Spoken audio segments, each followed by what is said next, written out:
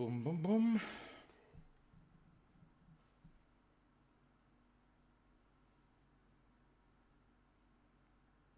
Okay. We are up and about. Up and about. There we go.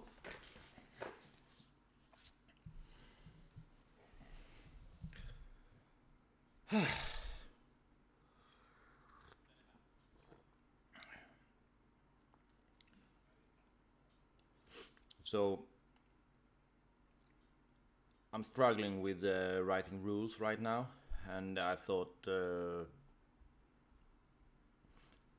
those of you who are sadists, you could watch my agony. Welcome to this this live stream.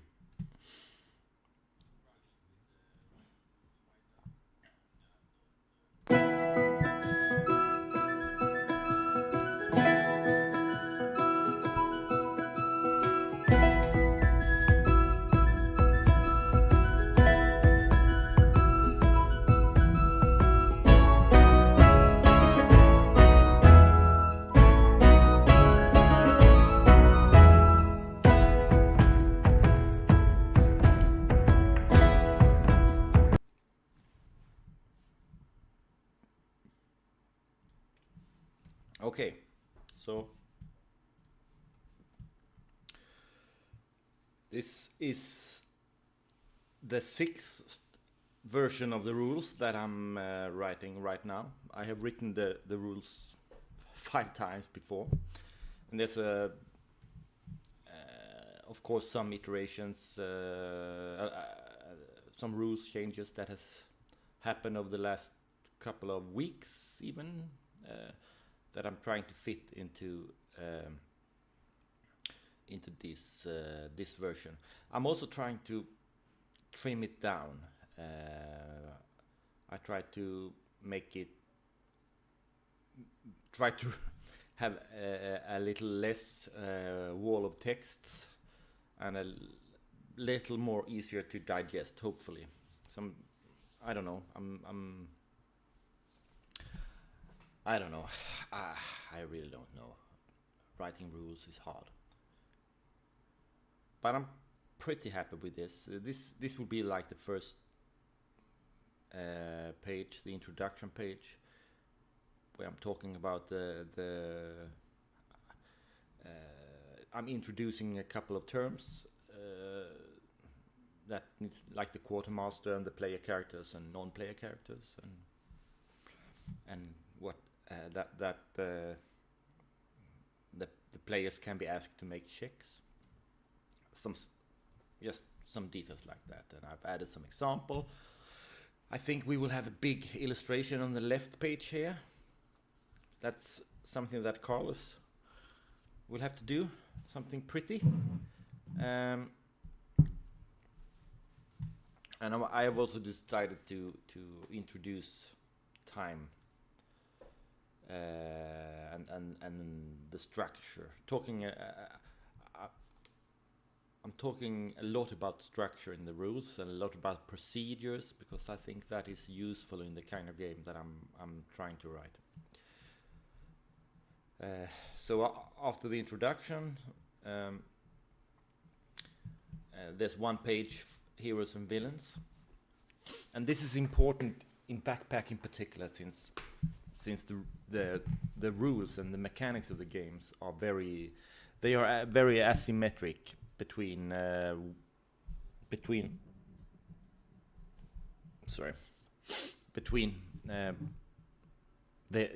players, player characters, and the villains, the monsters. Like most role-playing game systems are symmetric, and with that I mean that the same rules apply for both the player characters and the bad guys. The bad guys are built up generally in the same way that player characters are. So like in Dungeons and Dragons, for instance, the monsters have hit points just like the players. They have an attack bonus. They can have a weapon, and the weapon, if they have the same weapon as a PC, it will deal the same damage.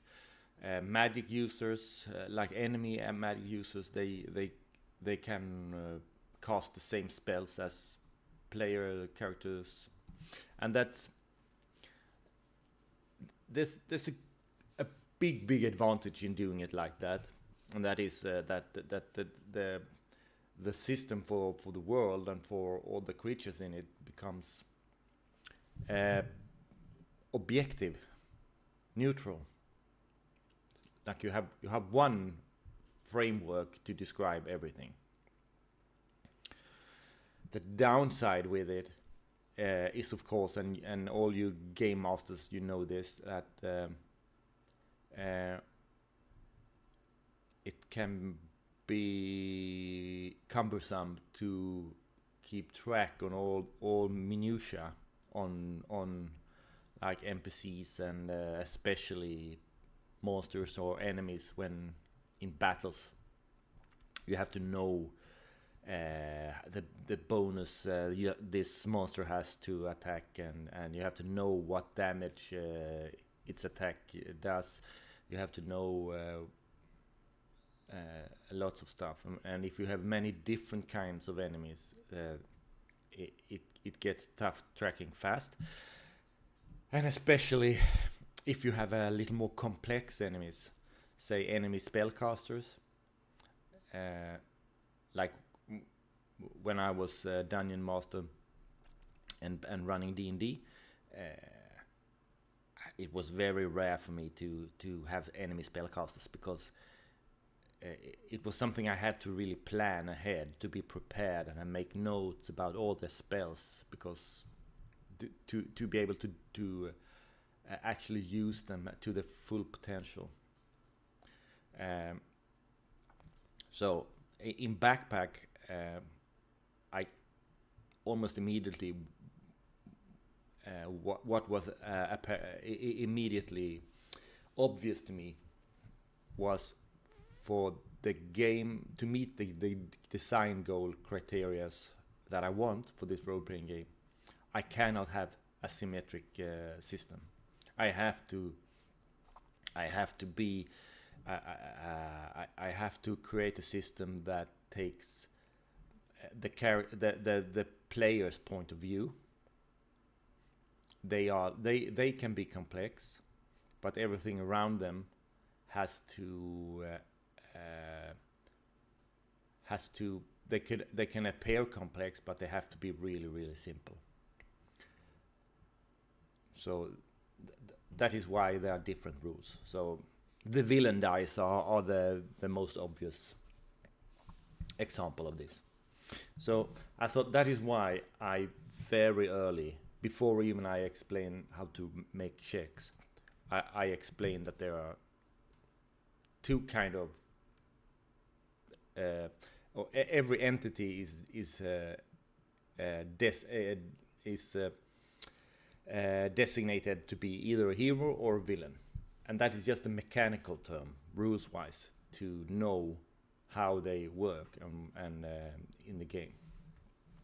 So the heroes, they are like the player characters and the allies, companions, and comrades, all of the allies to the player characters and all their allies. So they work in one way, and the most obvious way to describe it is that they make checks. They have a value or many values, like the player character's aspects values, and they roll dice and try to roll equal to or below that number to succeed. And as a contrast, villains don't have that. They don't have any numbers. They have only dice. So they have their so-called villain dice. And that's a combination of a die type, like a d6, and a number of dice. So a villain could be like a 3d6 villain. And the other way it's different is that heroes have damage slots. They can take damage into. They can take a fixed number of damage. There are some different. They have different kind of damage slots, but basically, you have a couple of slots, and when you take damage, you fill that in, and when everything is full, you're dying. Well, but up to that point, basically heroes are they keep their full strength until they can't fight anymore. Kind of like a classic Dungeons and Dragons character. While a villain with their villain dice, when they take damage, you remove a die from one of the. So if a 3d6 villain takes 1 damage, it becomes, in a way, a 2d6 villain. And why this is different is also that as you damage a villain, it also becomes weaker in what it can do to you. So, because the damage a villain deals to a hero is the base is always the number of dice it has. So a fully healthy 3d6 villain deals. Its default is to deal 3 damage if it hits you. But if it is damaged and it's only a 2d6 villain, it will only deal 2 damage. So it's a big asymmetry between how they work. So that is basically why I tried to have this in the beginning of the rule book. And I didn't have that before, so that is new. And then I start I dedicate one page to describe checks. That you roll a difficulty die. The higher the die, the harder the check, and you want to roll equal or under one of your aspects. And if you do that, you succeed. That's a success. If you roll more than that, it's a failure. And I also explained then that the villain dice become basically difficulty dice when you're interacting with the villain. It doesn't have to be only during battle. It could also be like if you're trying to sneak past a guard, you use that guard's villain die as the difficulty die when you make the check, for instance. Or if you try to maybe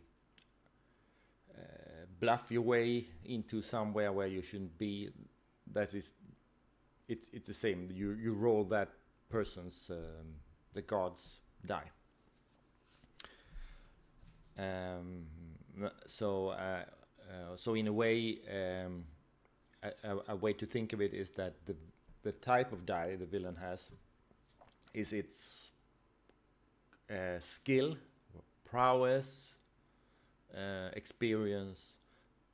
So it will be harder to trick someone. It's harder to trick a 3d8 villain than it is to trick a 3d6 villain. I also explained the boons and banes, which is basically a system to modify a check if it's easier or harder.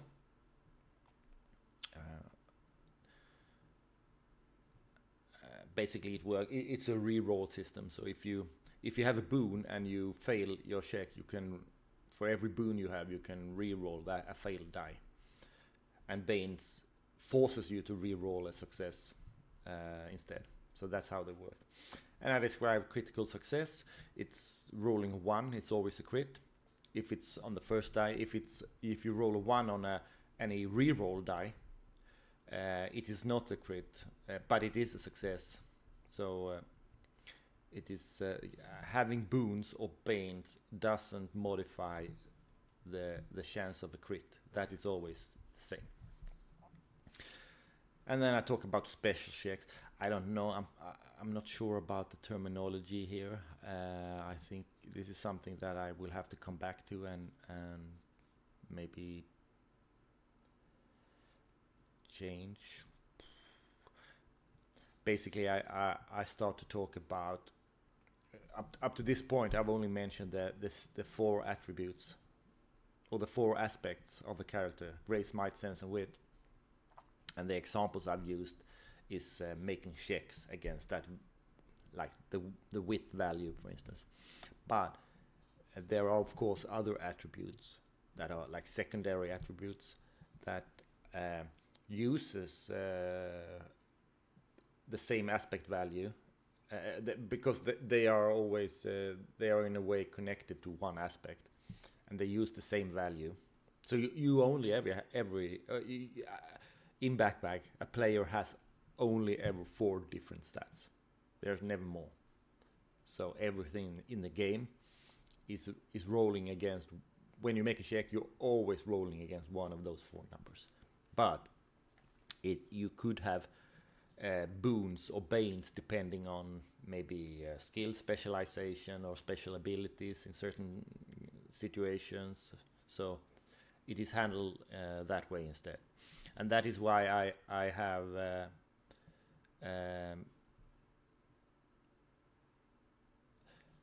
the secondary attributes. Maybe I should just write that instead. Secondary attributes. PCs can make other types of checks besides grace, might, sense, or wit. They have secondary attributes called feats, saves, and skills. Each of these are based on one of the 4 aspects and use their value in checks. Special abilities and masteries chosen during character creation can give a PC a boon on checks of a particular secondary attribute for character creation. This is not as clear as I want it to be stated. I don't know either. The reason for the feats and saves and the skills are to basically make a PC better or more in a subcategory of the aspect. Say might, for instance, which is like general strength or endurance, toughness, stuff like that. But if I want to make, for instance, if you are a dwarf, I might want you to I want dwarves to maybe be more resistance against poison and stuff like that. I can't just mechanically say they have a boon on might, because what is that? That's like everything. But I could tell them, I could write that they have a boon. Dwarves, the dwarf archetype has a boon on their toughness saves, which is a sub-category of, it's under the might aspect, but it's not the aspect itself. It's based on that, but it's a particular check in the game that are called toughness saves. So that's basically the reason. The feats are used in combat. They are defense, melee, ranged, and magic. So defense is for avoiding getting hit by villains. Melee and ranged are used for attacking. And magic is used to cast spells, because there's a roll to cast system in backpack. So every time you cast a spell, the caster needs to succeed on the magic check. If they don't, nothing happens. They don't lose any they don't any like mana, but they lost their actions. That's bad enough. And saves, they are basically like the saving throws in Dungeons and Dragons. So we have reaction, toughness, alertness, and willpower. And skills, there are 11 skills. I've agonizing a lot about the 11 skills. there was at the time 13 skills, but during at like 3 years ago when we started, I wanted to have few skills first of all, and basically I wanted every character to be able to try every skill, so like everyone can do everything somewhat, maybe not particularly well, but not it wouldn't be like impossible to use it. And then I have then when you create your character in Backpack, you are able to select, or maybe, and you get some choices are made randomly, but you are able to get a couple of skills where you have mastery, where you can make a little check mark on your character sheet, and that just means that you always have a boon when you make that kind of skill check. So that's how I can distinguish between like a fighter and a ranger type. Like the ranger would have wild lore, be useful for surviving in the wilds, while a fighter would not. Maybe they have something else, maybe handling horses or something like that. But I'm quite happy with the 11 skills. They have so far, I have so far not felt at any point the need for a 12th skill. These 11 skills I find always cover everything that the players do or choose to do. Almost always. But and that's but I also think it's difficult to remove one of these 11 skills, because then it will create a hole in how you there would be certain tasks that would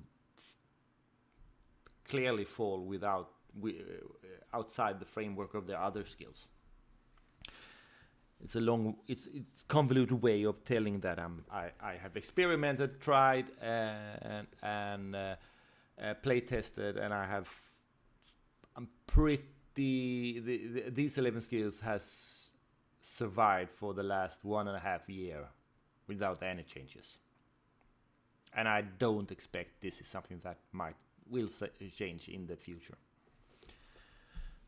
Blah blah blah. All right, so what I'm thinking about writing today, I've started the other day to write about the adventuring rules, like the procedure for adventuring. And adventuring is when the characters are traveling, exploring, or delving, or maybe camping, resting. But when they are outside a safe settlement or fortress, they are considered adventuring. And then there is this cycle. It's a 4-step process. You make you run every game round, and it's there's the step 0 is weather. You only make that at the start of the day. You roll the quartermaster rolls to check what weather it is. But then every round from then on, the rest of the day, it is the players decide the actions of the player characters, and that is being resolved. The quartermaster roll if there is an encounter, could be wandering monsters or a random encounter in the wilderness. Then you check exposure against the environment and the weather and the climate. And then you keep track of everything that needs to be timed. No, that sounded wrong. There's nothing you need to time, but basically you mark off that round, because after a couple of rounds maybe something happens, like the day turns into night, or um, the you need to refill the oil in your lantern, because the same structure 1, 2, 3, 4 will be used regardless of the time scale. So if you're traveling, one game round is 4 hours. So that means that the players, they describe what they want to do, and that could be like, yeah, we want to travel into the next, travel north, for instance. Fine. And then you roll if there will be an encounter when they do that, and then you check for exposure, and then once they are finished, you mark off one travel round has passed of 4 hours. And the same procedure is doing also when you're dungeon crawling or delving, as what we call it in this game. Then every game turn is 10 minutes. But the same thing happens, that the players, they decide what they want to do. Maybe they want to search this wall, or enter the next room or something like that. You do it, you check encounters, check exposure. Exposure is usually not necessary in dungeons, because the weather is, there's no weather. There's maybe a temperature, but it's usually quite okay. It's not that tough. So you only check exposure when you rest, basically, if you want to sleep or rest in the dungeon.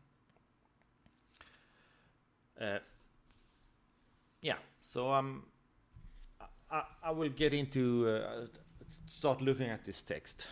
Oh my god, this must be boring for you to watch.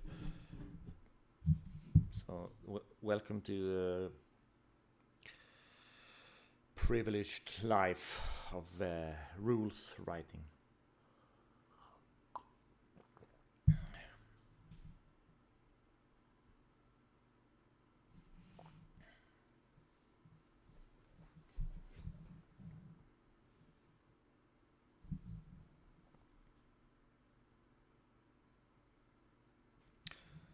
Okay, so weather. The QM rolls 2d6 on the weather table. It's over here. It will maybe, this is the layout from the previous version. 0.5. I'm writing 0.6 right now. And you look in the column that corresponds to the currency. Better to write corresponding to the current season. Then I saved a couple of letters. Beside a short description, the table may show weather dice, like 2d6, as well as weather effects indicated by letter denominations. For example, R for rain. The QM may also roll 1d6 to decide on which travel round the weather change occurs. So if you roll a 1, it's like at dawn, the new day. If you roll a 6, the weather only really changes once when night falls. So basically the weather from the previous day will stay the same. That makes it a little more dynamic and realistic, I think. You don't. It's not like you wake up and there's a new weather. And maybe I should say may, but I think this is kind of like, some people won't care about this, and some people would.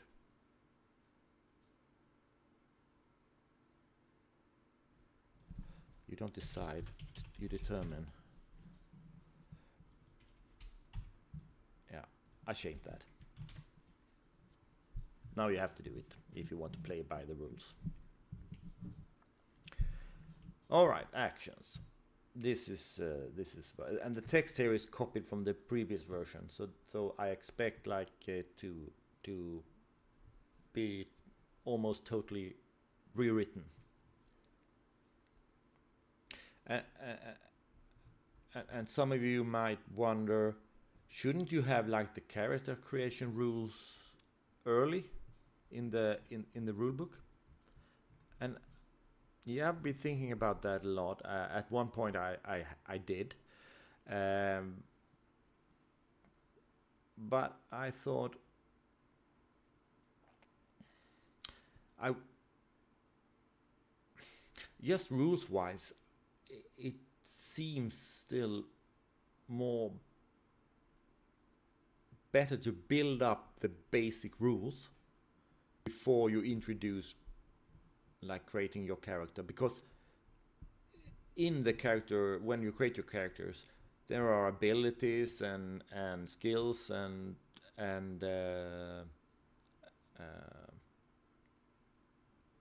other stuff that kind of that if you had it in the early in the book, you wouldn't really know what that means yet. And so and I thought that, well, I tried to make the rules quite short so you can get through it quite quickly. They I don't want them to be complex. But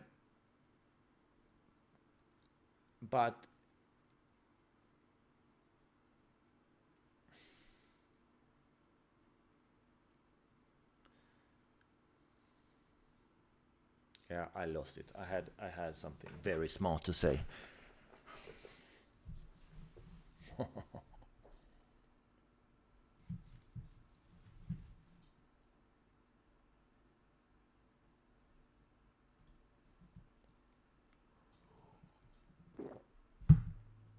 I'm just gonna check my look. I look a bit strange on the screen. I have to check if it's the same. Testing. Yeah, it jumps. I don't know. That is like the camera. I don't know how I can change that. The picture jumps for some. Can I turn this on and off? Jumpy. No? Did that reset it? Okay, good. I learned something.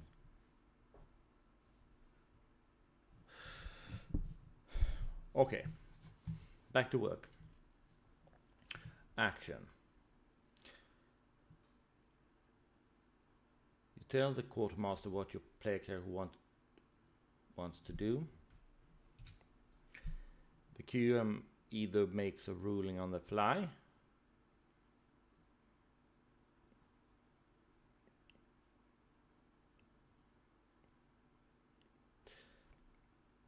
or choose a predefined action.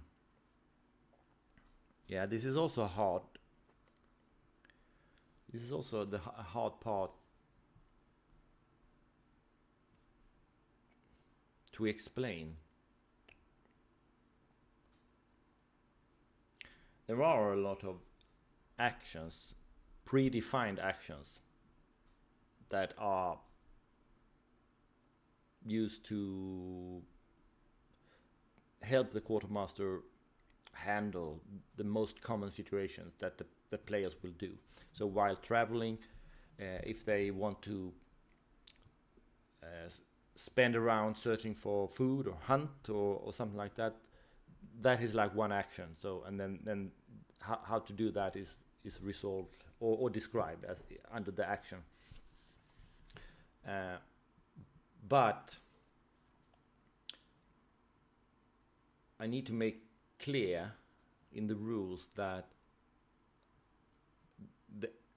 an action can also be anything that the players would do that are not somehow covered in the predefined actions in the rules, and the quartermaster will of course need to make a ruling on the fly, how to handle this, what kind of check is required, if any, and this is something I need to get across.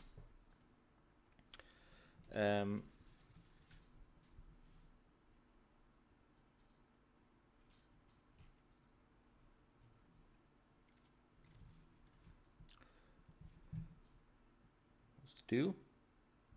The QM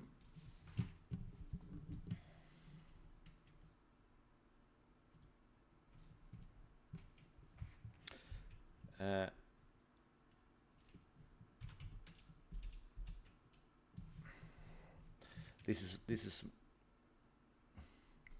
is also when this adventuring procedure is used. It is also common that all the players kind of tell the quartermaster what their characters want to do before any of the actions are resolved. It's not like combat where maybe one player takes the scene and does everything and it is resolved. So that is also something I need to get into text.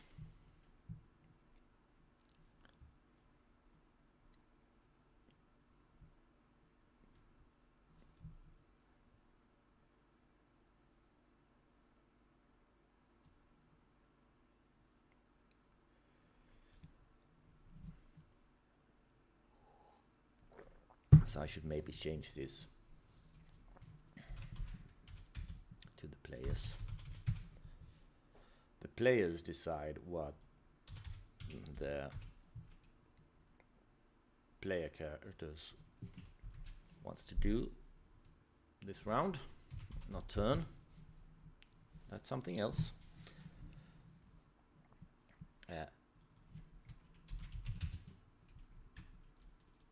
PCs make toughness saves against the current weather. Yeah, that's good. All right. The players tell the quartermaster what their player characters want to do. The quartermaster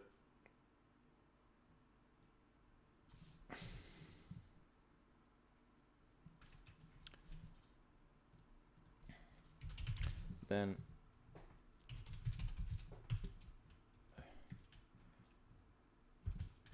and describe the outcome of their actions.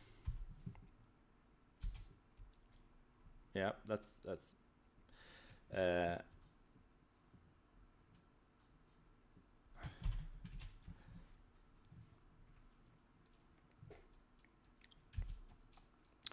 if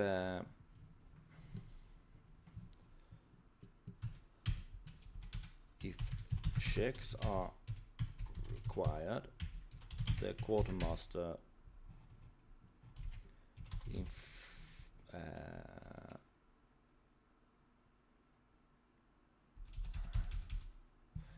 or maybe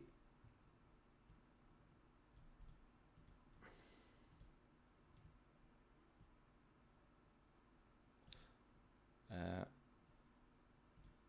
come up with the action. The QM may ask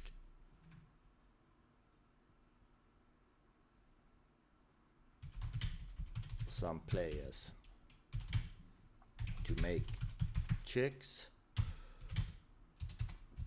before deciding what happens.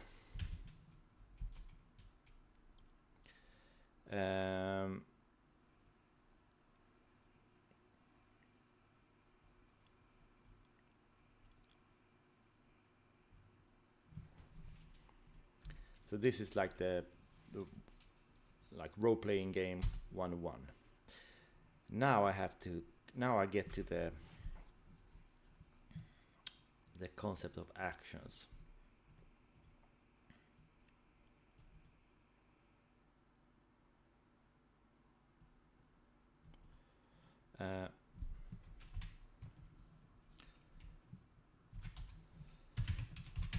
May use or modify predefined actions to the quartermaster may ask some players to make checks before deciding what happens.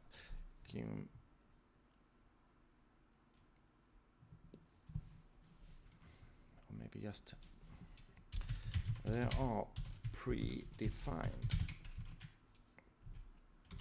actions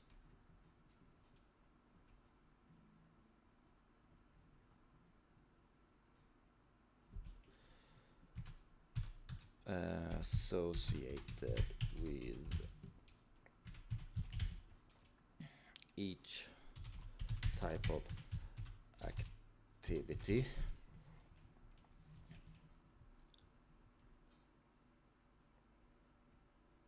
of adventuring activity.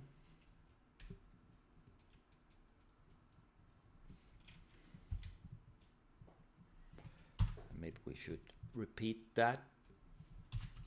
Travel, delving, and resting.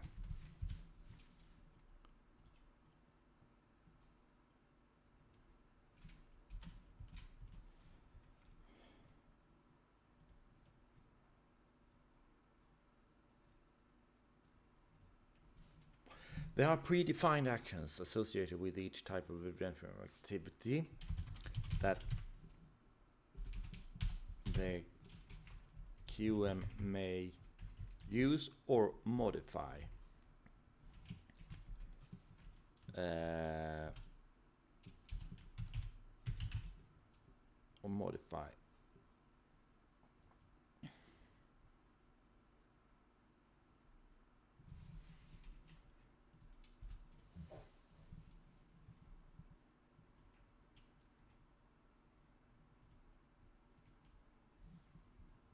The QM may ask some players to make sure. Is that not necessary? Actions. If I just keep it really short. The players tell the quartermaster what the player characters want to do. The quartermaster then resolve and describe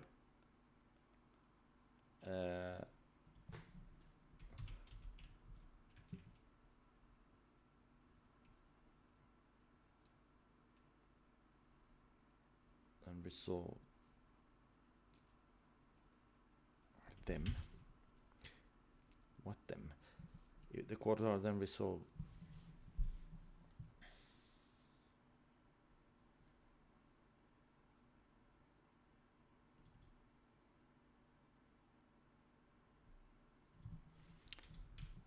resolves it.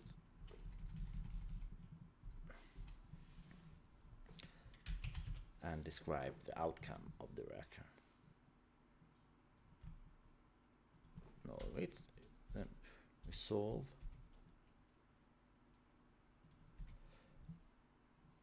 Resolve.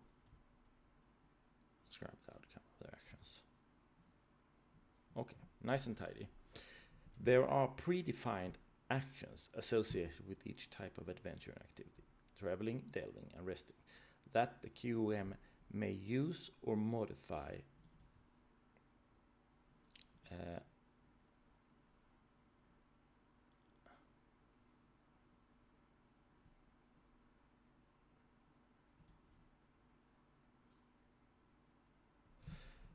the QM resolve and describe the outcome of the action based on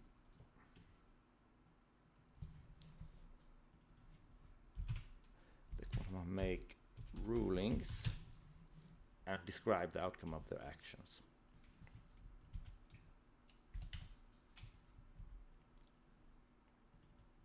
This is maybe the key word.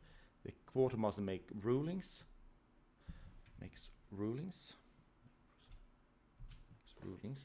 and describe. There are predefined actions associated with each type of adventure activity that the QM may use or modify to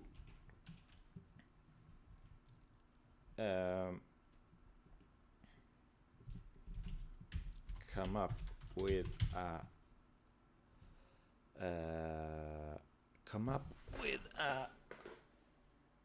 suitable ruling.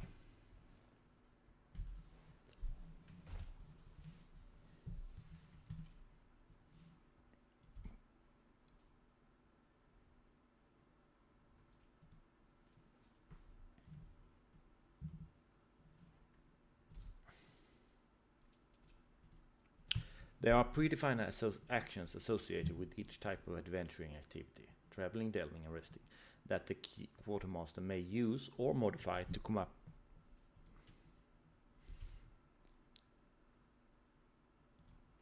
up with a suitable ruling.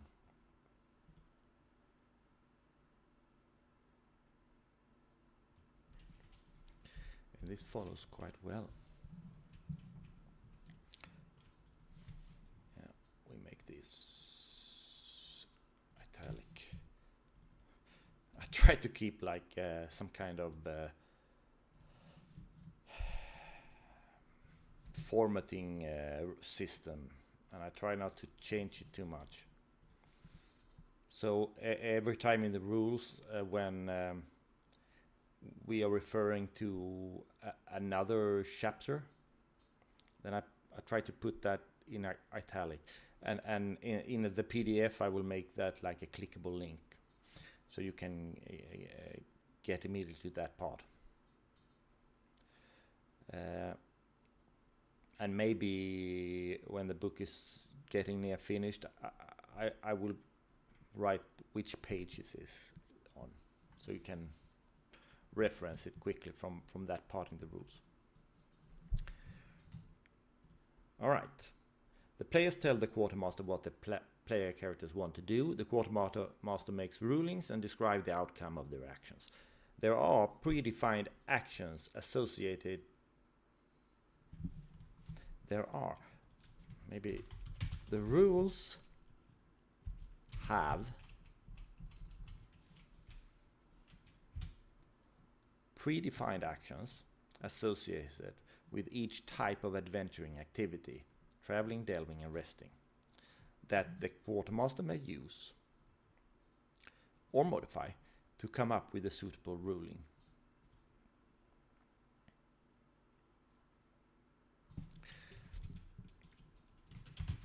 These are described in their respective chapter.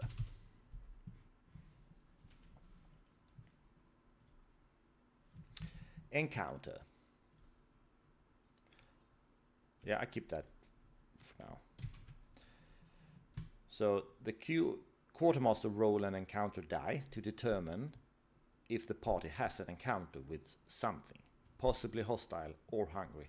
I don't like this formulation or the wording in this.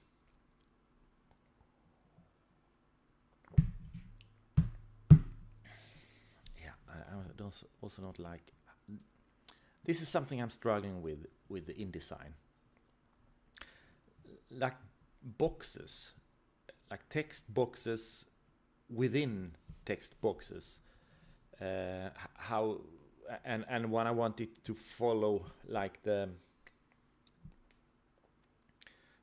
follow the word or the text, I have a hard time getting it the way I want. Usually sometimes I get it to overlap the text and like a row or a paragraph is hidden underneath it, and yeah, this is something that I hopefully will master once I've completed the book.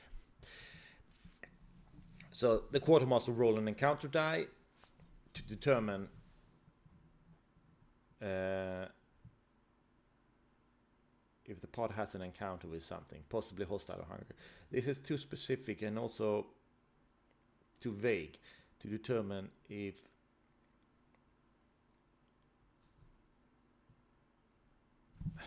maybe something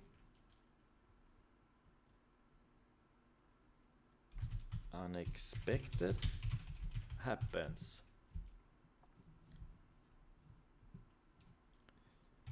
during the round. Don't know if something unexpected happens during the round.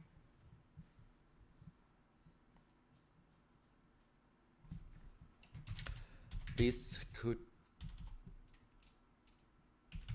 be wandering monsters.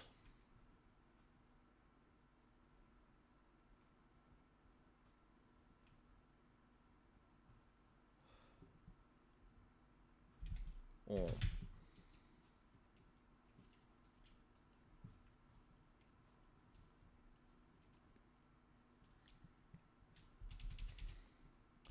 wandering monsters.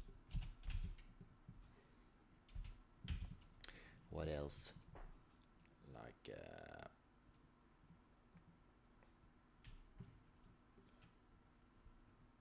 wandering monsters,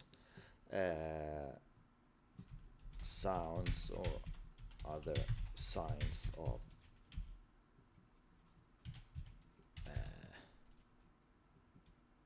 sounds.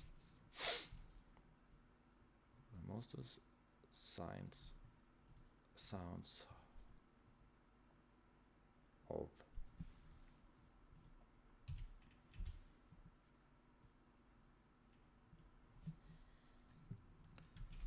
some kind of activity in the area, vicinity,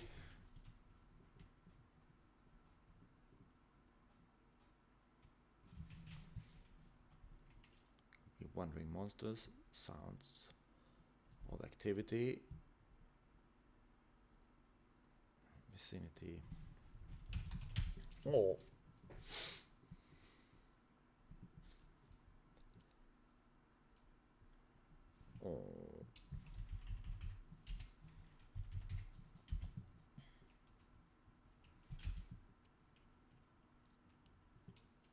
wandering monsters.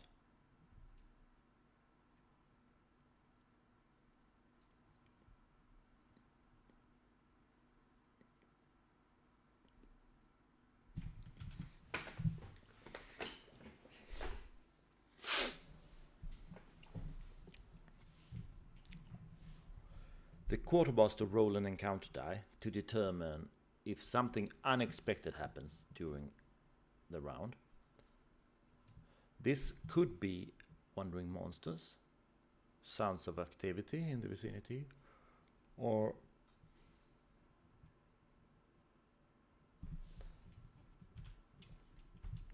a sudden wind extinguishing the torches.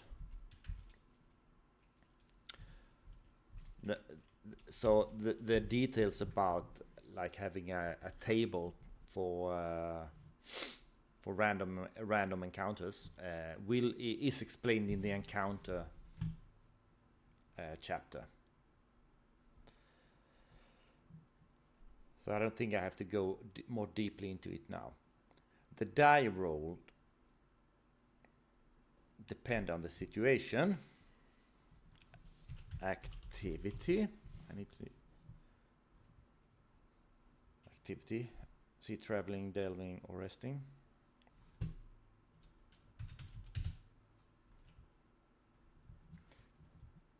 But rolling a 1 means that an encounter happens.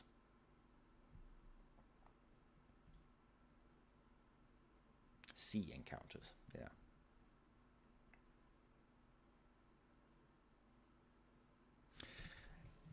Because rolling a 1 is always an encounter, but the die roll differs between if you're like traveling or if you're delving. So that is there will be chapters. So after this adventuring chapter, there will be probably 1 page for traveling, 1 page for delving, and 1 page for resting. The 3 different kind of adventuring. And then there will be a page for when you are not adventuring, like when you're having downtime. Um,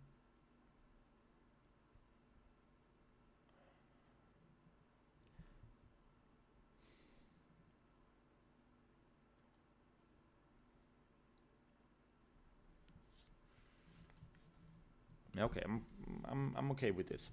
Then we get to exposure. There's a system for weather and climate and stuff like that. That's very present in Backpack.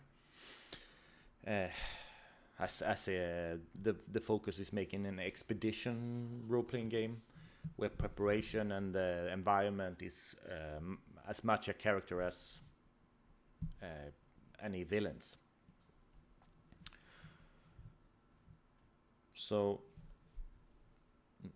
here I've written heroes make toughness saves with all the current weather dice.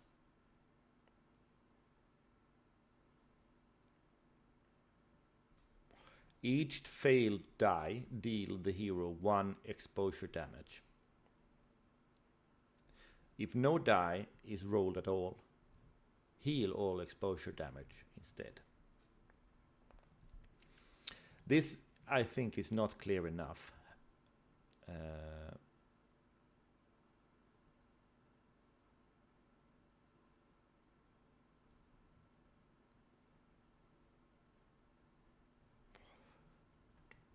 Because if we look at the weather table, you can see that there is like thunderstorm, and then there is the weather die, 3d10, and then there are 2 letters, L and R, that are weather effects. L means low visibility, and R means rain, and they have some effects. Rain, you can't make campfire unless you carry your own wood, for instance. But the weather dice is what can give a hero damage, exposure damage.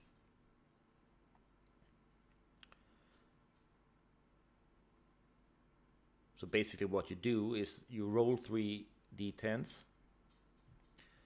and then you look at each die separately, and you compare it against your toughness value, which is your might aspect. But some characters might have a boon to toughness.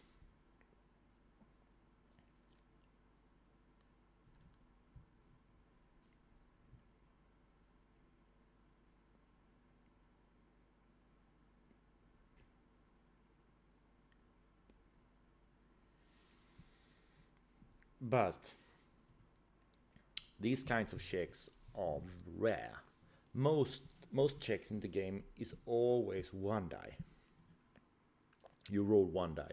Even while attacking like a villain that would have a 3d10 villain, you always only roll 1 of its die to determine what happens.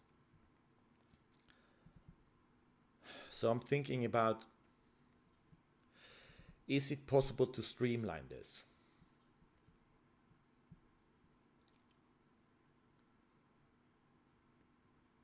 Is it possible to handle the weather dice the same way you handle a villain die?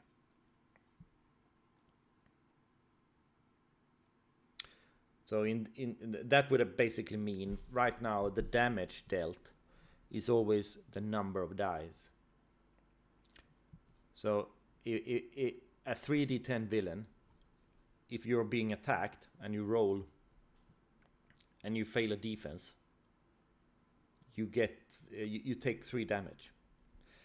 So I'm thinking about maybe for consistency, and I don't have to introduce a new concept specifically for this. What if we handle it the same way here? So there's a thunderstorm. You might receive 3 exposure damage to it. You roll a d10. If you succeed, you get no damage. If you fail, you get 3 damage. So it's a lot more swingy.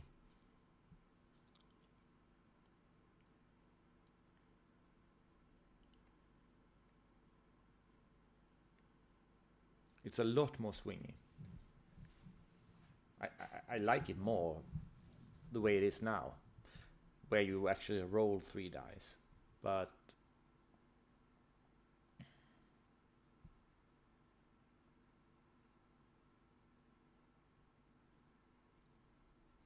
can you explain this in a clear and concise way, I wonder? Heroes make toughness saves rolling all weather dice.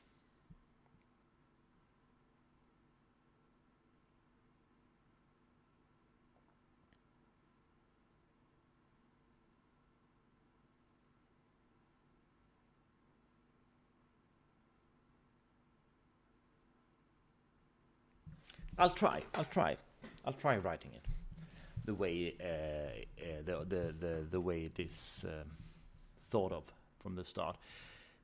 Heroes make toughness saves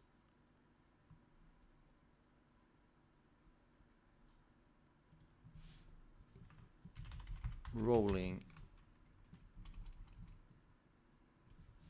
all current weather dice. Each die is resolved separately.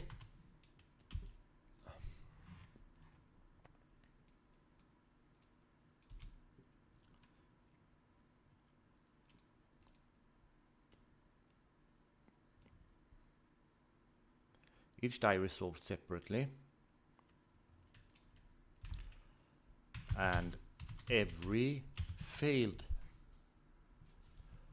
die roll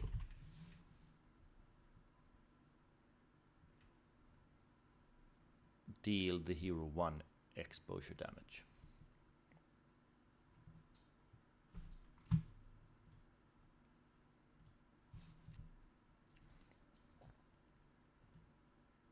If no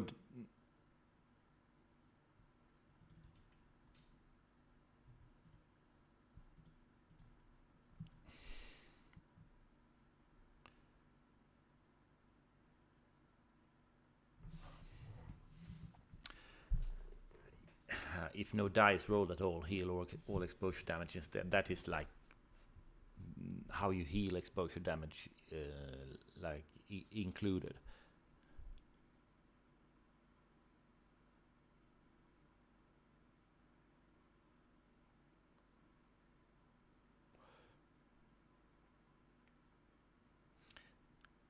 So it could be a warm day, and there are actually no weather dice.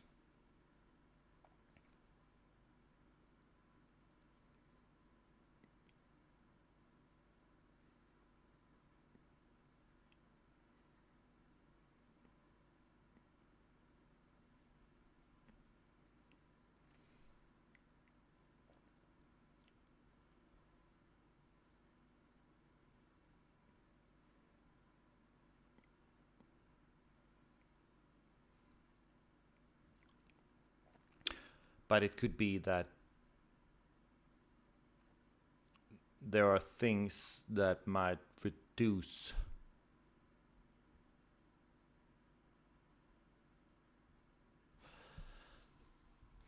the number of dice.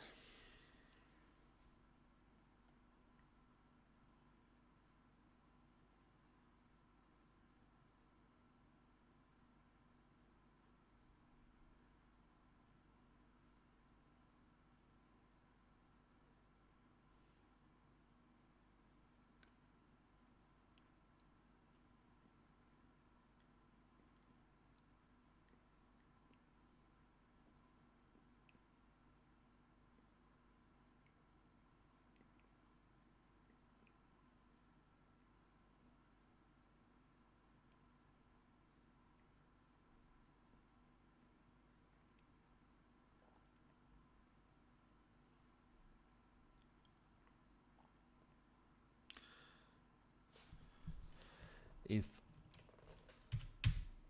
a hero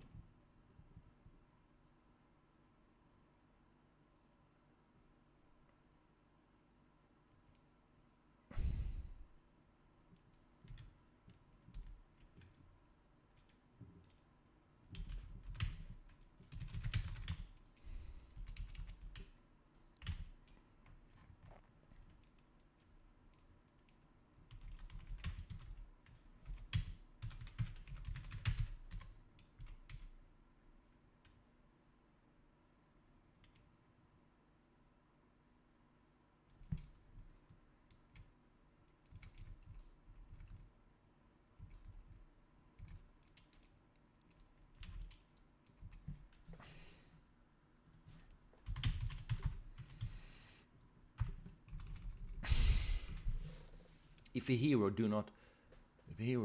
do not have to roll any weather dice, if for any reason a hero do not have to roll any weather dice, all their exposure slots are healed. Alright, so let's read this. Heroes make toughness saves, rolling all current weather dice. Each die is resolved separately, and every failed die roll deal the hero 1 exposure damage. If, for any reason, a hero do not have to roll any weather dice, all their exposure slots are healed.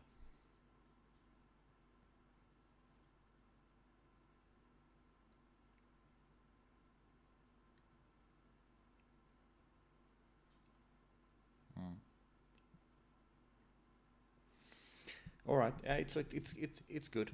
Time, it's not that complicated. Track time spent this round. Warn the players of needs like refilling lanterns, eating or resting. Warn, inform the players of needs like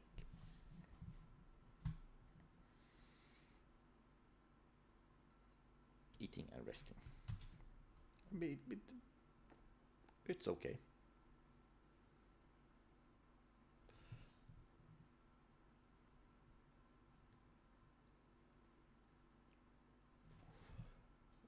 So is there anything redundant between the weather paragraph and exposure paragraph? It basically talks about a little bit the same stuff. The quartermaster rolls 2d6 on the weather table and look in the column corresponding to the current season. Beside a short description, the table may show weather dice as well as weather effects. The quartermaster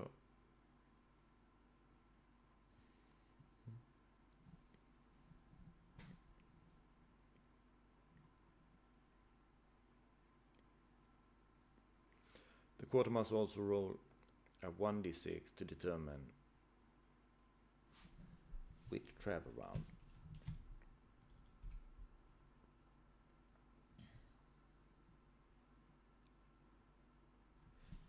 in which travel round the weather change occurs.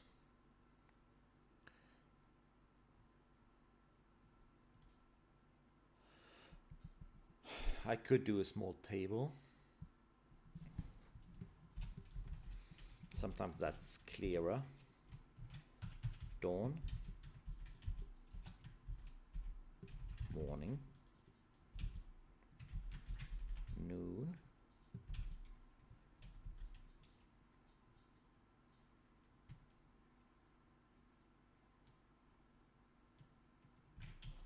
afternoon, good afternoon,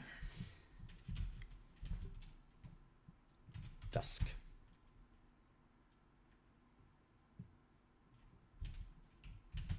night.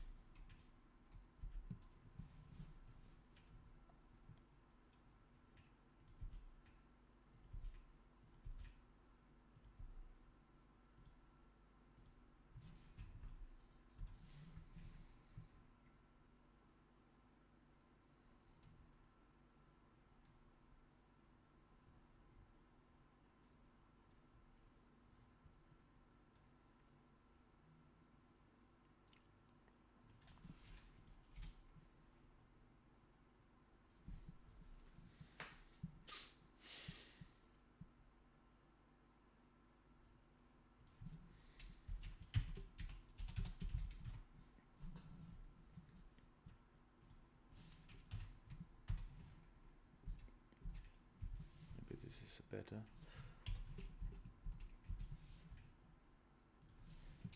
Not as many dots.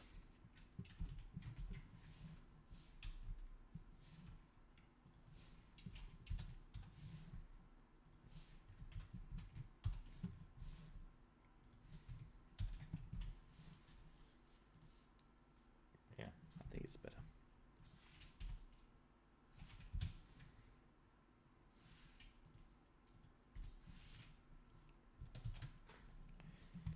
Okay, I'm quite happy with that, the way it looks.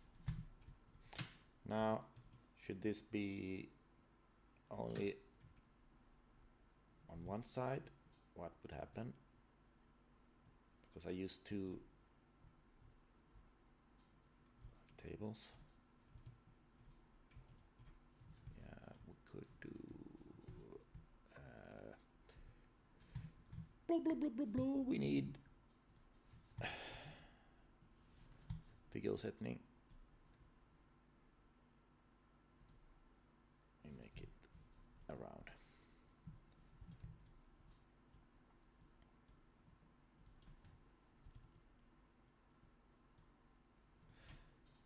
Weather, actions.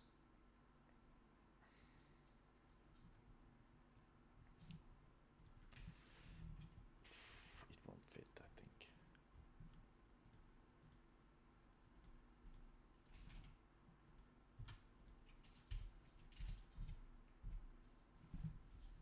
Maybe.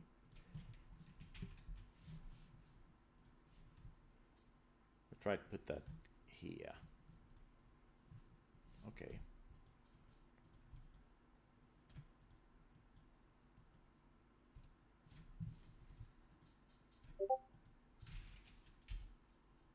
Why?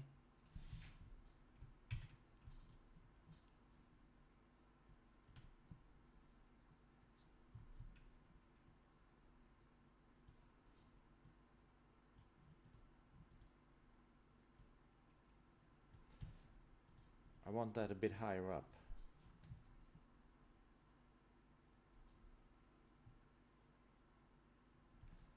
Yeah. I have to check.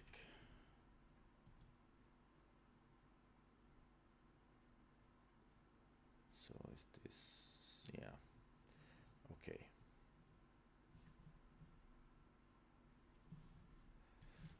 We have to mark that this is one column, I think. Yeah, okay. You see? I'm a master of InDesign.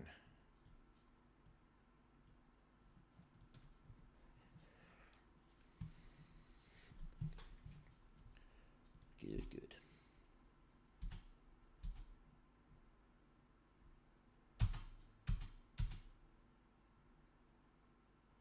What's going on?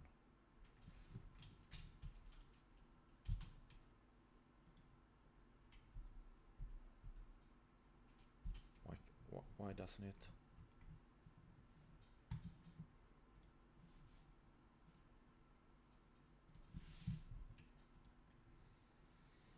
I wanted to get a little bit lower. So this looks good. 1, 2, 3, 4. We should have an example, maybe. Maybe.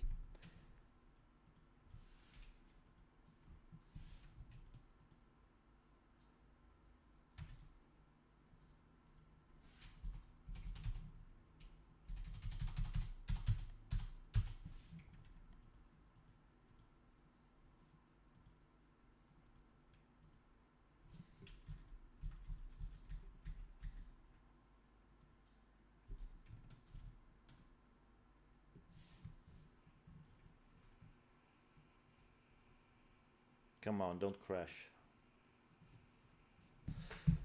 Oh, okay.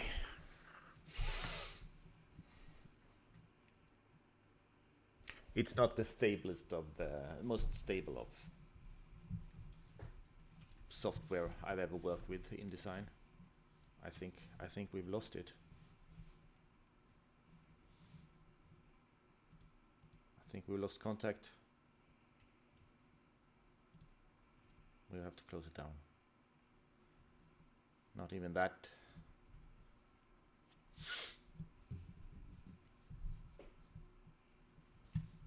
Okay. This makes excellent content. We kill it. There we go.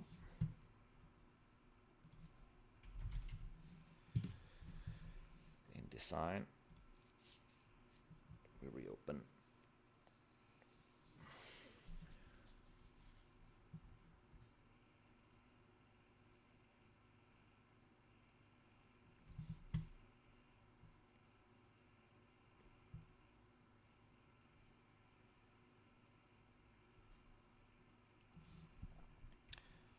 Okay, and we're back somewhere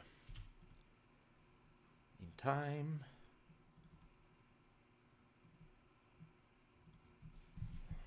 Yeah, while my computer thinks, I'll go and get some more coffee.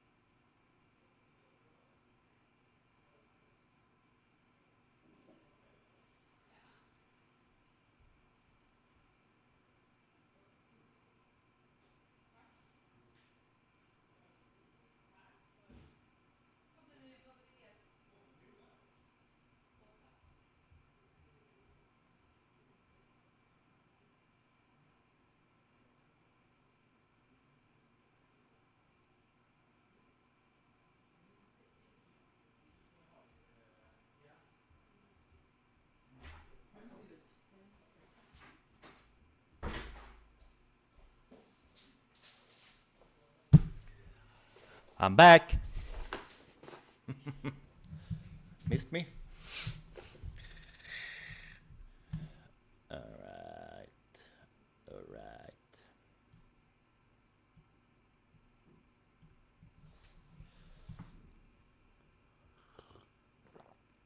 Okay. Let's get back. For some reason, why is that 4 hours? Don't know.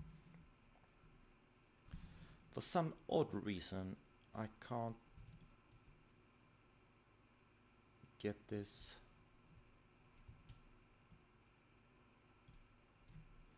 to act the way I want. I want, like,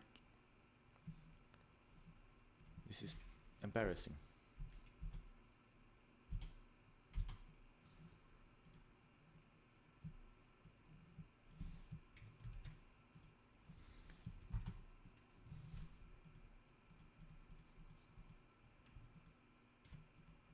I don't get it.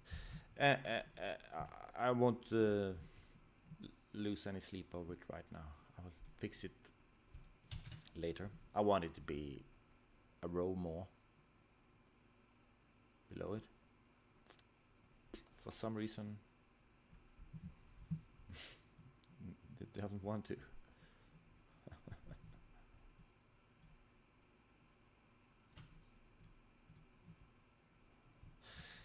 Yeah.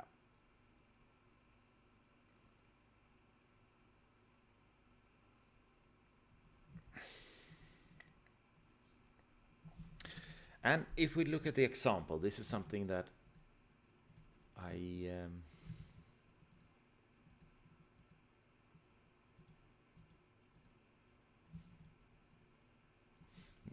would you like an example? This is very core to the system, so it could be good.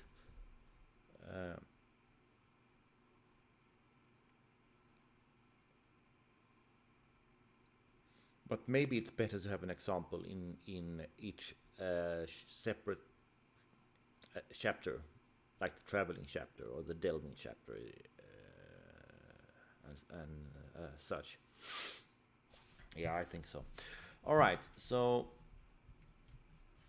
on the right page, I think we want to have the weather table and also some rules for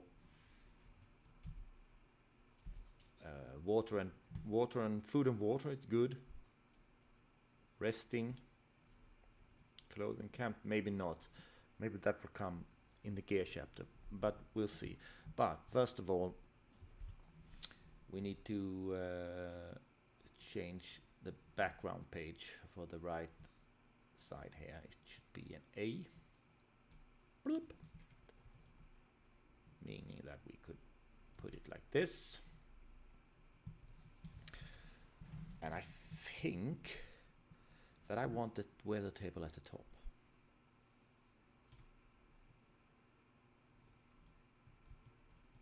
What did just happen? What is this? What was I saying?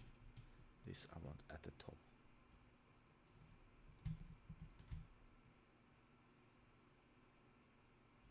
Since it's critical.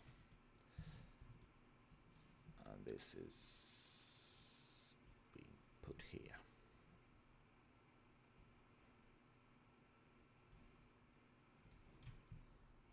Something like that.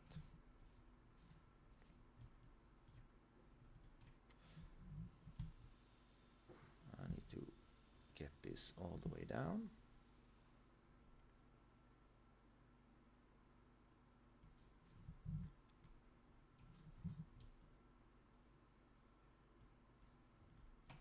All right.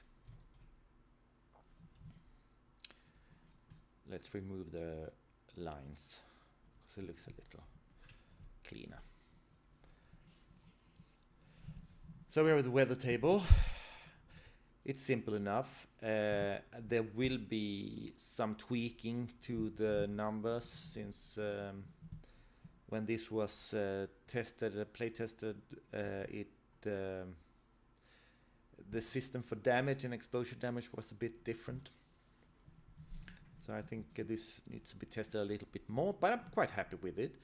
It has quite clearly different weather happening in different during different times in the year. And adventuring in the winter time is almost not possible. You could dungeon crawl, but traveling to the dungeon would be something you could do on good days only, and you probably would have big problems surviving, making camps in winter, especially in bad weather. So this is by design. I'm thinking like the adventuring career is pretty much when the snow melts and it gets a little bit warmer, the adventurers wake up from the winter hibernation, and they look at their coin purses and see that they have it's been an expensive winter, and now they need to refill the coffers. They need to start a new season of adventuring and put as much money aside to survive the next winter.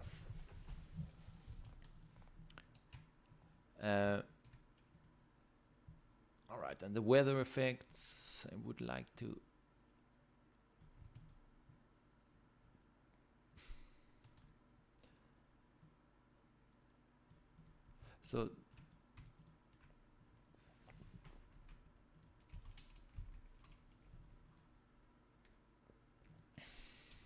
yeah, this is like a table, yeah.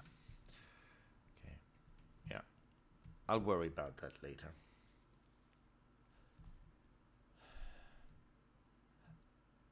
And this simple chart and this simple table can create a lot of interesting weather.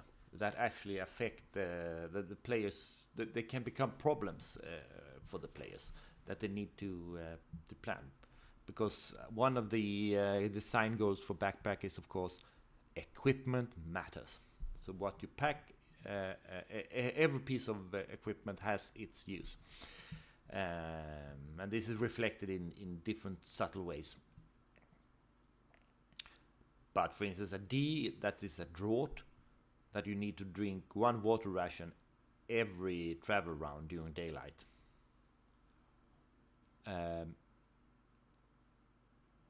fresh rations spoil automatically. Humid means that you don't heal flesh slots automatically or natural.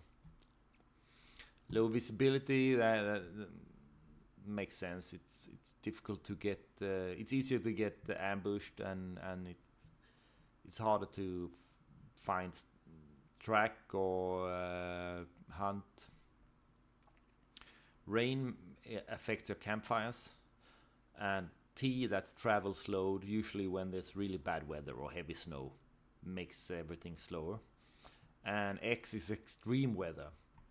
So that means that when you every fail, instead of 1 exposure damage, you get 2 exposure damage per failed check. Gyro. 2 exposure damage per failed. What do we call it?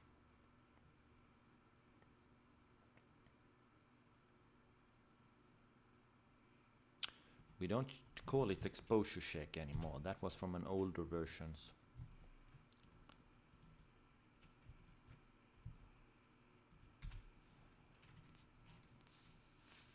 Failed weather gyro. I think we should 2 exposure damage per failed.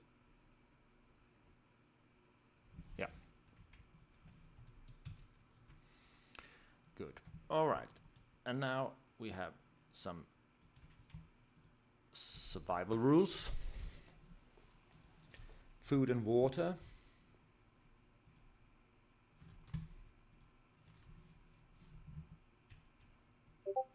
Make it a little bit bigger. Food and water.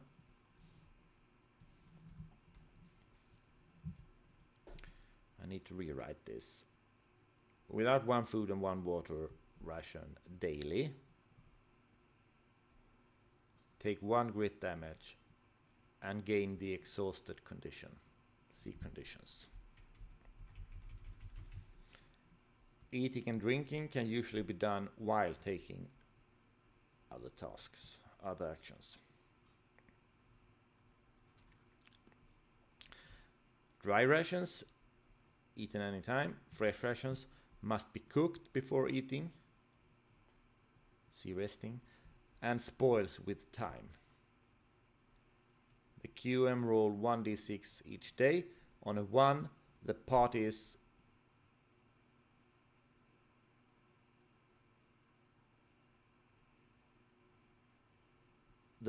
fresh rations have spoiled. Uneaten but cooked rations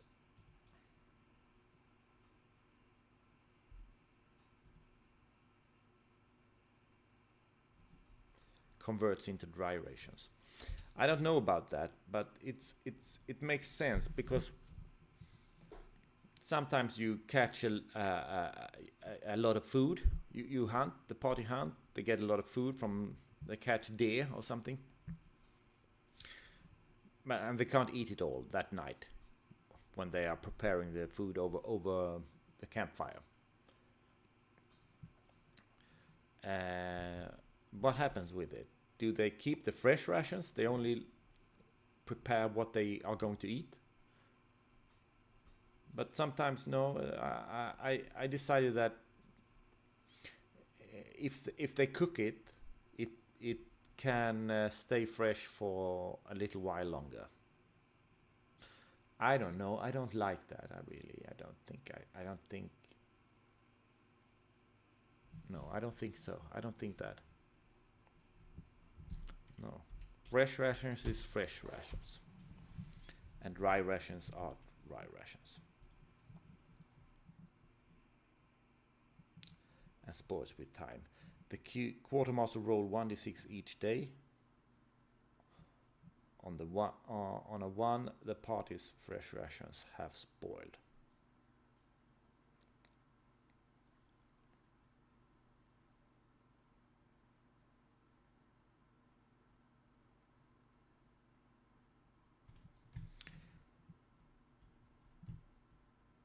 Maybe one should really have that.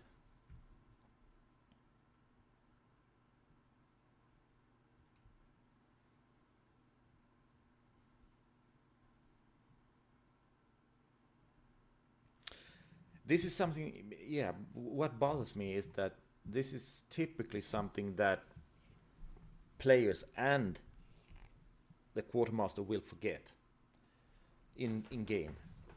How to remember to roll a die each day.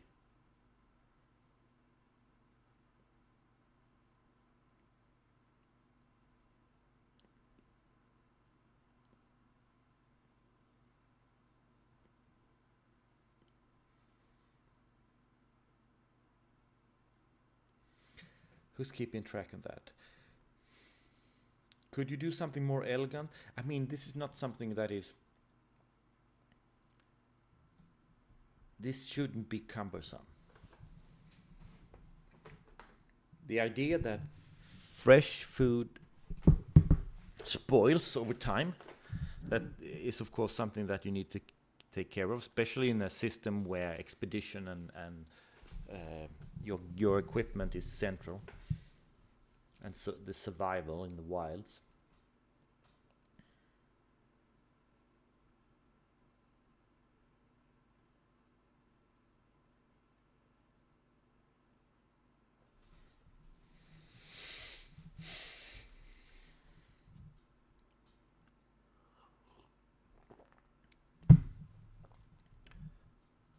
Could you tie it to maybe the weather effect? I mean, could you add something instead? That, say, if you roll a 7, regardless of when, there's the fresh rations spoil.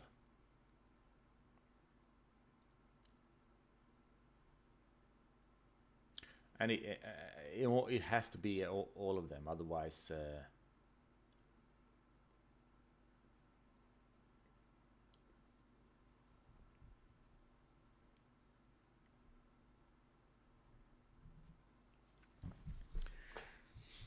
Yeah. It's also strange.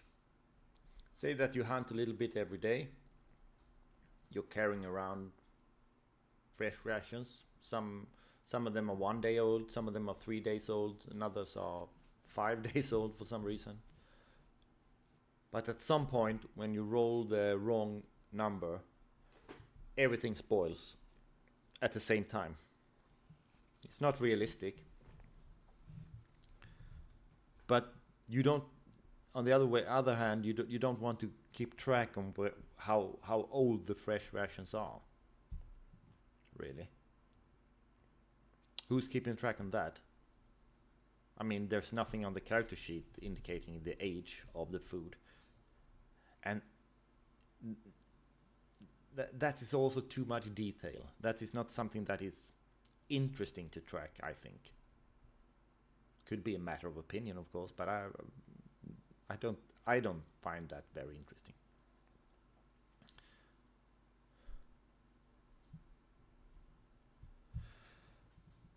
One way to make it a little more hit or miss is, of course, that at some point you let every character roll a die, and on a 1, only the food carried by that character has spoiled and is destroyed.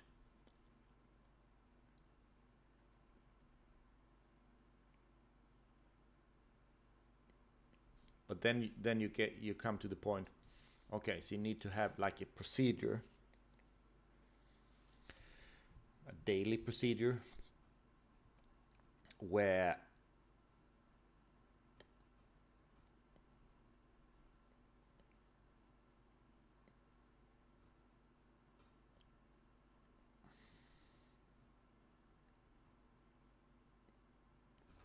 where this check is made. It's a lot of work and mess and rules text and headache for very, very little.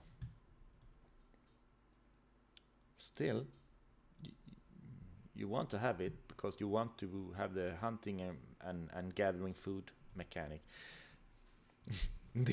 This is the thing that I can agonize over forever. I can think about pros and cons and this way and that way. This is I think this is a special kind of madness only game designers have, I think. Mad. But somehow I kind of like tying it to the weather table. So if you would tie it to rolling a 7 on a 2d6, I think you would do there's 1 in 6, I think, that you roll a 7. And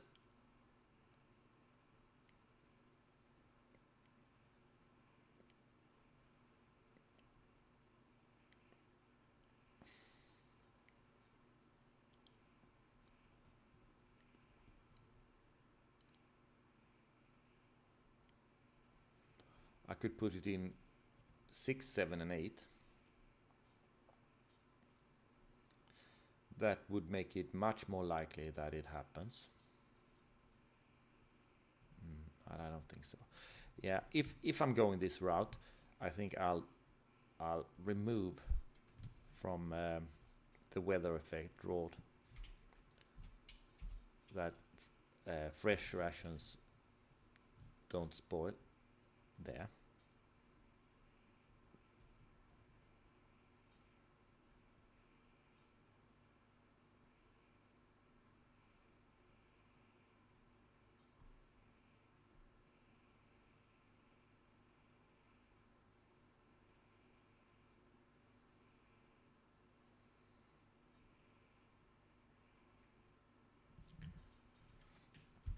What do we call this? S. Spoil.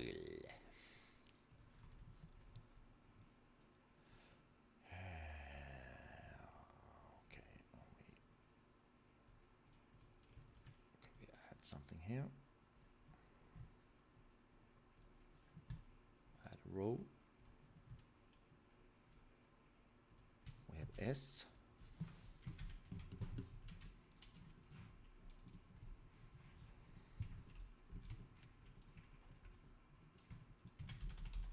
Spoil. Spoilage. Is that even a word? Spoilage?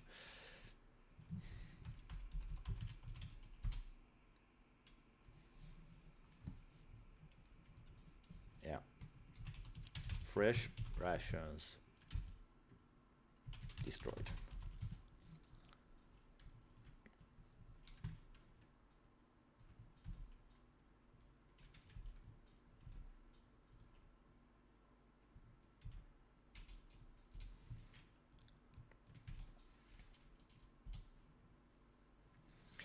One way, it could be that it keeps fresh for longer during winter. That could be cool. Don't know, building in some kind of subtle, since you will make this weather check anyway. So if I put it in the summer, it's a high chance of spoilage all the time. And late spring, early fall, it is also quite likely, I guess. late fall, early spring.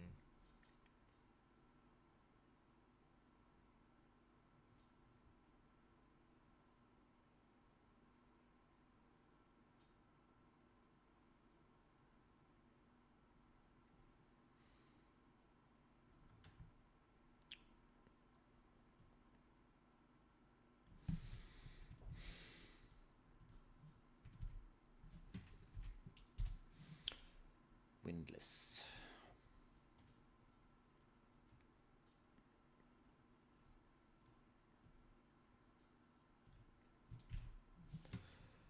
I'm just feeling myself forward here. So in winter, it's food spoils on a 7. In summer, it spoils on a 6, 7, or 8.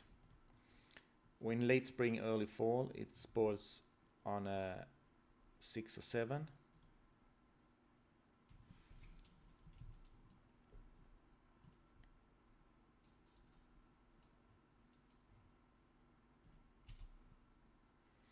Maybe late fall, early spring. It's quite cold.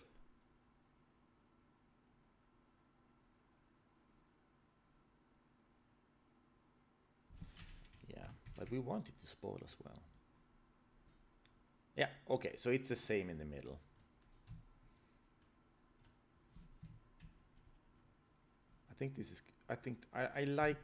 I like the simplicity.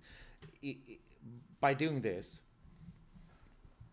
we hide a mechanic.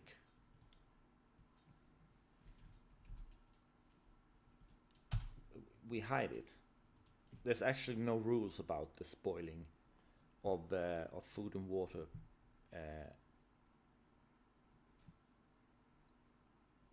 Specifically, something that needs to be tracked. We already have the rule where you make the weather roll, and you check what kind of weather it is and what weather effects happens.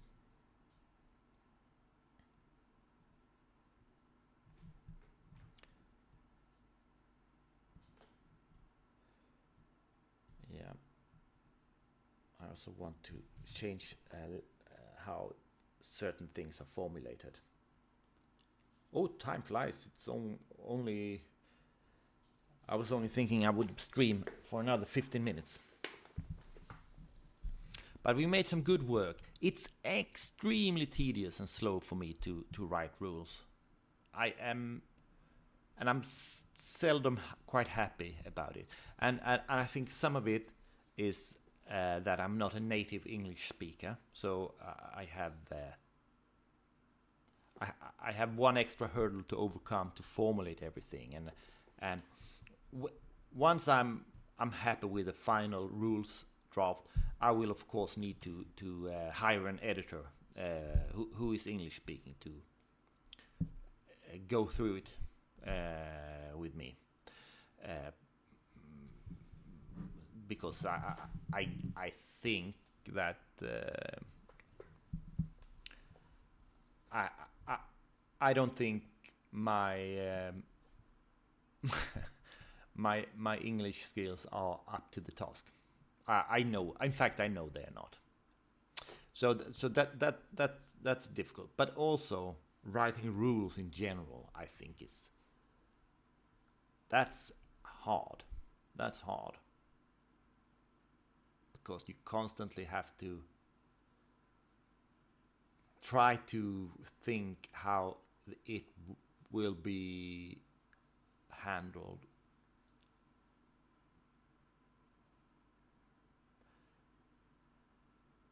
It has to be concise, but it still needs to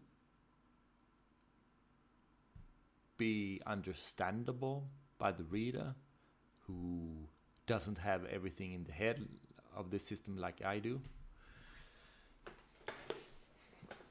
Yeah, it's a challenge. But I think it's quite fun though. That's all.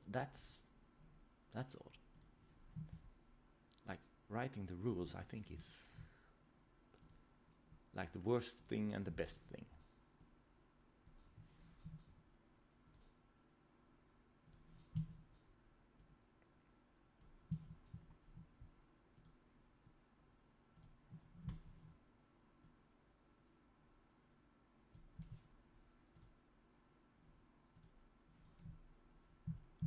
Yeah, we could have the rules for light perhaps here. Yeah, maybe I just make a note of that so I don't forget it. Light or even night.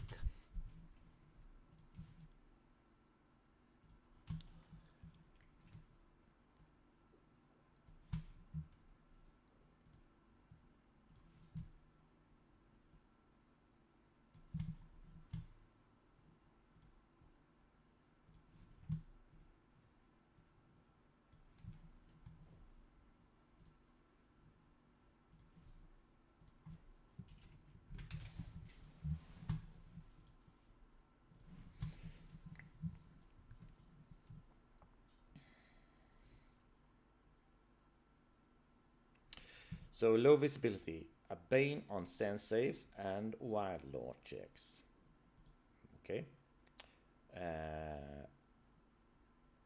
And we also have, then we have clear skies.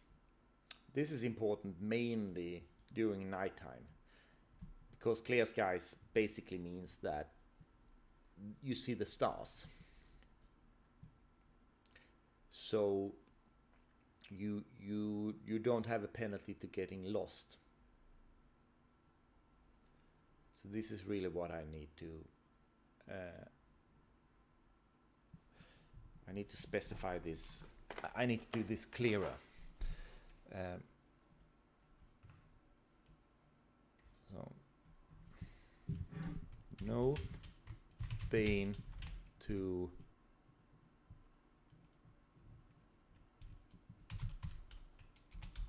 checks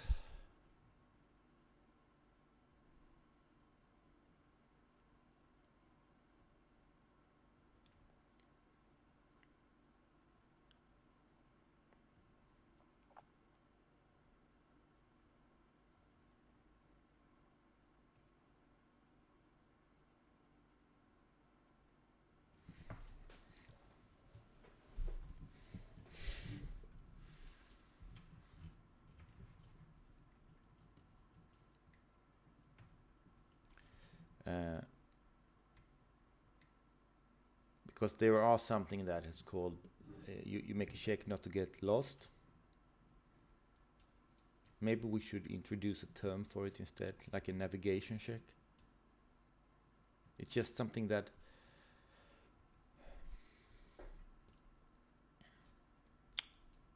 is it something that actually needs a specific term? Before I had the exposure checks, but now I have reduced that. So basically, you just make a normal toughness save.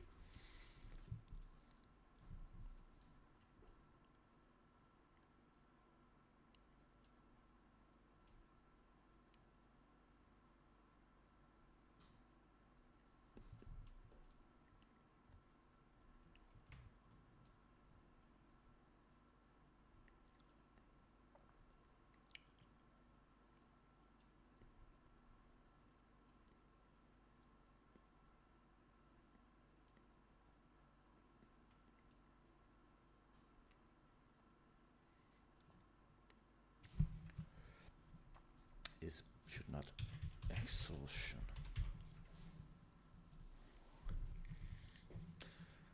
We should change that.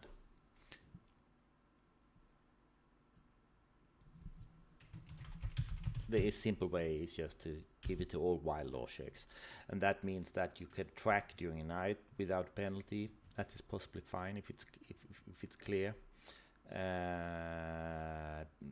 No, not really. Maybe if it's a full moon.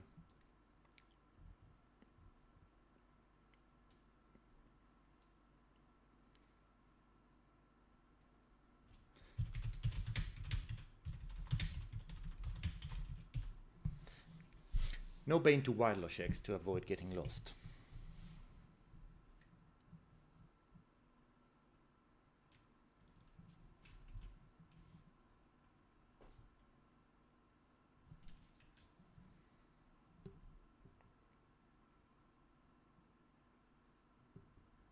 No bane on wildlife checks to avoid getting lost. No bane to wildlife checks.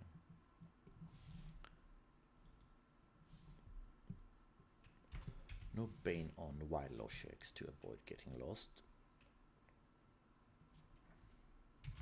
during night. Okay.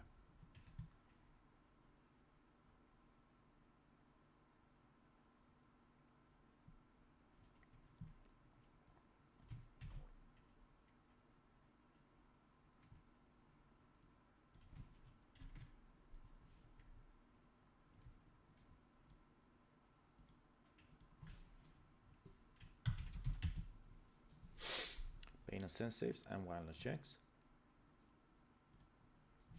Should be wildlife skill checks. It becomes quite long, but perhaps it's good in this early in the rules to subtly clarify that this is a skill, wild law.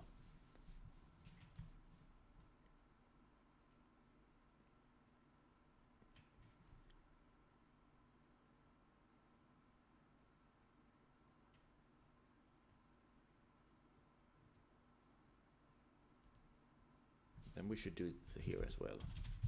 I don't know. Heroes make toughness save checks, rolling all current weather dice.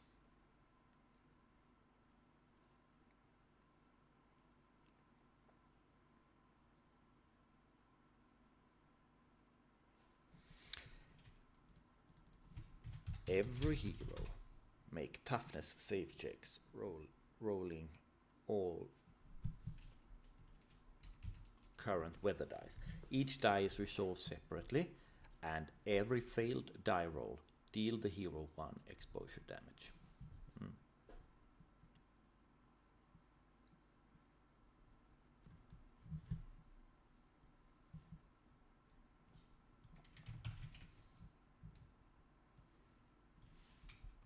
No campfires unless carrying dry wood.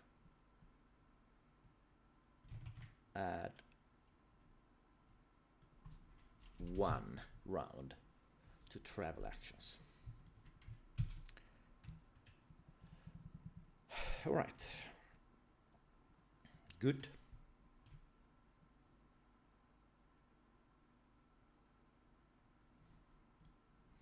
And I want the rules of food and water. I want the rules for extortion. They need to be changed a little bit. Maybe something about clothing.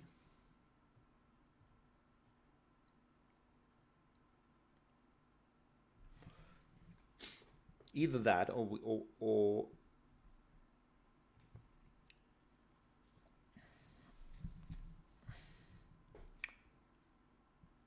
we don't need that really, I think. We have explained, or we have mentioned exposure slots. Wind, cold, and rain. That this is a damage type. And then you deal 1 exposure damage.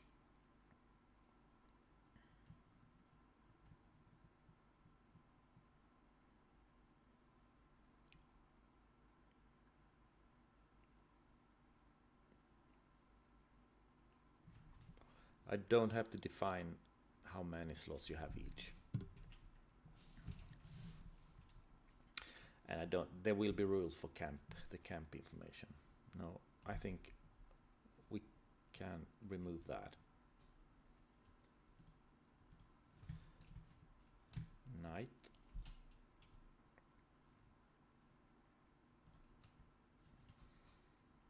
We could also make this like a subcategory, and we call this survival.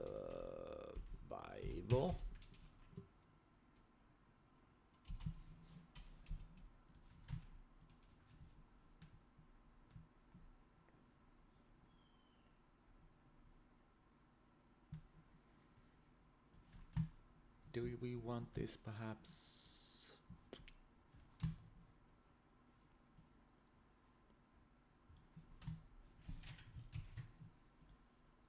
I don't know why there's so much changes.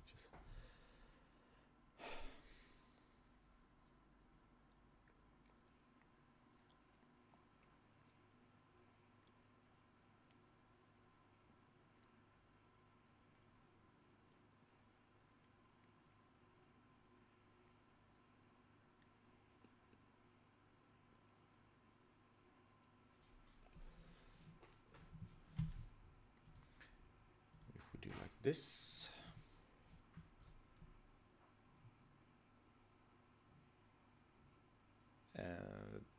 Vill du något? Jo, ja. Ska ni dit nu? Ja, men jag kommer.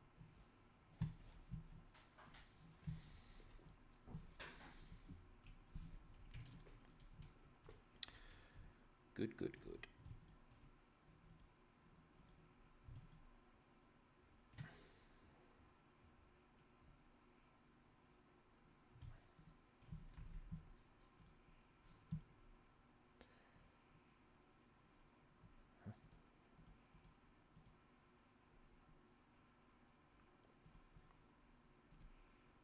Okay. Why is...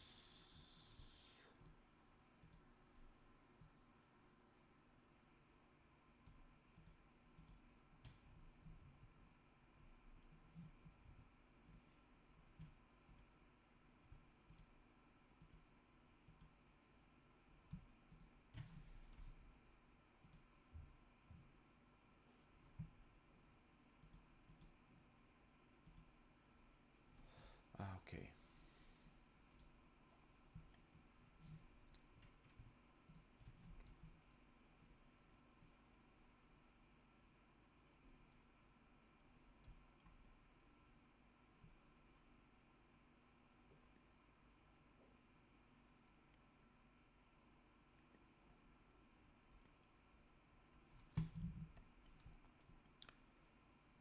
Why? This little box. It's object.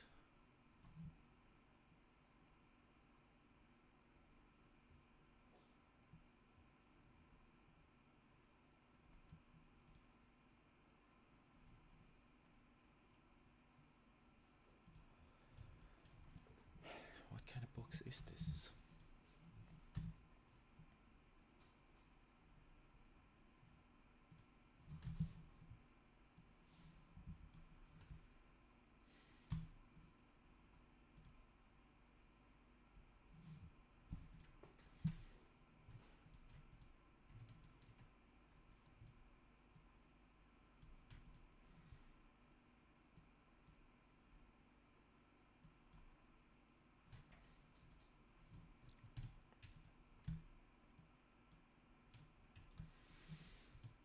Yeah.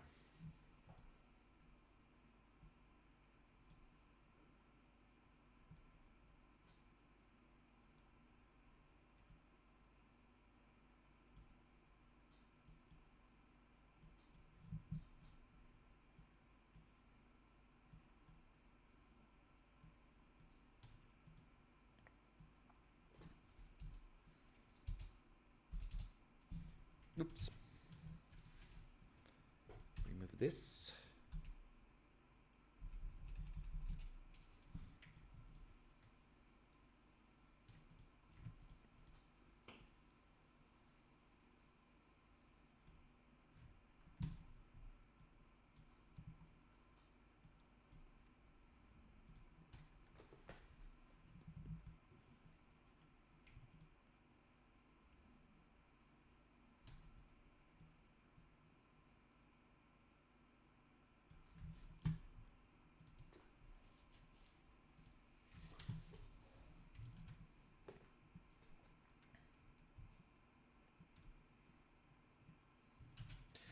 Guys, our neighbors have kindly invited us to some coffee, some Swedish fika.